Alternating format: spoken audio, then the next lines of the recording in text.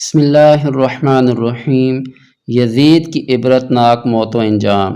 یزید وہ بدبخت شخص ہے جس کی پیشانی پر اہل بیت اطہار رضی اللہ عنہم کے بے گناہ قتل کا سیاہ داغ ہے، اور جس پر ہر زمانے میں دنیائے اسلام ملامت کرتی رہی ہے، اور قیامت تک اس کا نام تحقیر کے ساتھ لیا جائے گا۔ یہ بد باطن، سیاہ دل، ننگے خاندان کی ذلت کا باعث تھا۔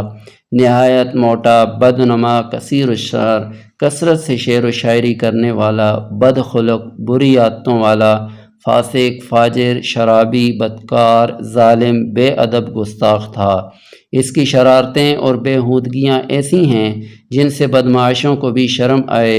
حضرت سیدنا عبداللہ بن حنظلہ رضی اللہ تعالیٰ عنہما نے فرمایا، خدا عز و جل کی قسم، ہم نے یزید پر اس وقت خروج کیا جب ہمیں اندیشہ ہو گیا کہ اس کی بدکاریوں کے سبب آسمان سے پتھر نہ برسنے لگیں۔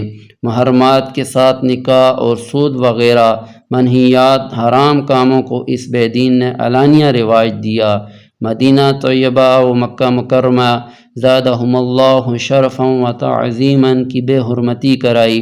حضرت ابو درداء رضی اللہ تعالیٰ عنہ سے روایت ہے، حضور نبی کریم صلی اللہ علیہ وسلم نے فرمایا، میری سنت کا پہلا بدلنے والا بنی امیہ کا ایک شخص ہوگا جس کا نام یزید ہوگا۔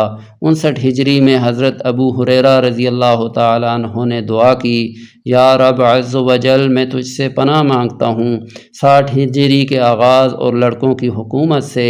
اس دعا سے معلوم ہوتا ہے کہ حضرت سیدنا ابو ہریرہ رضی اللہ تعالیٰ عنہ جو حامل اسرار تھے، انہیں معلوم تھا کہ 60 ہجری کا آغاز لڑکوں کی حکومت اور فتنوں کا وقت ہے۔ ان کی یہ دعا قبول ہوئی اور انہوں نے 59 ہجری میں بمقام مدینہ طیبہ رحلت فرمائی۔ واقعہ کربلا کے کچھ ہی دنوں بعد یزید ایک ہلاکت خیز اور انتہائی موذی مرض میں مبتلا ہوا۔ پیٹ کے درد اور آنتوں کے زخموں کی ٹیس یعنی تکلیف سے ماہی بے آب، یعنی جس طرح مچھلی پانی کے بغیر تڑپتی ہے کی طرح تڑپتا رہتا تھا۔ حمص میں جب اسے اپنی موت کا یقین ہو گیا تو اپنے بڑے لڑکے معاویہ بن یزید کو بستر مرگ پر بلایا اور امور سلطنت کے بارے میں کچھ کہنا ہی چاہتا تھا کہ بے ساختہ بیٹے کے منہ سے چیخ نکلی اور نہایت ذلت و حقارت کے ساتھ یہ کہتے ہوئے باپ کی پیشکش کو ٹھکرا دیا کہ جس تاج و تخت پر آل رسول کے خون کے دبے ہیں، میں اسے ہرگز قبول نہیں کر سکتا۔ خدا اس منحوس سلطنت کی وراثت سے مجھے محروم رکھے جس کی بنیادیں نواسۂ رسول کے خون پر رکھی گئی ہیں۔ یزید اپنے بیٹے کے منہ سے یہ الفاظ سن کر تڑپ گیا اور شدت رنج و الم سے بستر پر پاؤں پٹکنے لگا۔ موت سے کچھ ہی دن پہلے یزید کی آنتیں سڑ گئیں اور اس میں کیڑے پڑ گئے۔ تکلیف کی شدت سے خنزیر کی طرح چیختا تھا۔ پانی کا قطرہ حلق سے نیچے اترنے کے بعد نشتر کی طرح چبھنے لگتا تھا۔ عجیب قہر الہی کی مار تھی۔ پانی کے بغیر بھی تڑپتا تھا اور پانی پا کر بھی چیختا تھا۔ بالآخر اسی درد کی شدت سے تڑپ تڑپ کر اس کی جان نکلی۔ لاش میں ایسی ہولناک بدبو تھی کہ قریب جانا مشکل تھا۔ جیسے تیسے اس کو سپرد خاک کیا گیا۔ حضرت حسن بصری تابعی رضی اللہ تعالیٰ عنہ سے روایت ہے، دنیا کی محبت ہر برائی کی جڑ ہے۔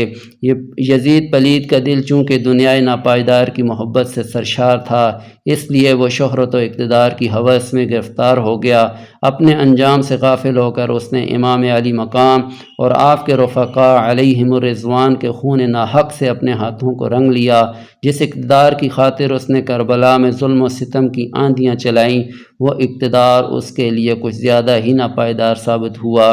بدنصیب یزید صرف 3 برس 6 ماہ تخت حکومت پر شیطنت، شرارت اور خباثت کر کے ربیع الاول 26 ہجری کو ملک شام کے شہر حمص کے علاقے حوارین میں 39 سال کی عمر میں مر گیا۔ یزید پلید کی موت کا ایک سبب یہ بھی بتایا جاتا ہے کہ وہ ایک رومی النسل لڑکی کے عشق میں گرفتار ہو گیا تھا، مگر وہ لڑکی اندرونی طور پر اس سے نفرت کرتی تھی۔ ایک دن رنگ رلیاں منانے کے بہانے اس نے یزید کو دور ویرانے میں تنہا بلایا۔ وہاں کی ٹھنڈی ہواؤں نے یزید کو بدمست کر دیا۔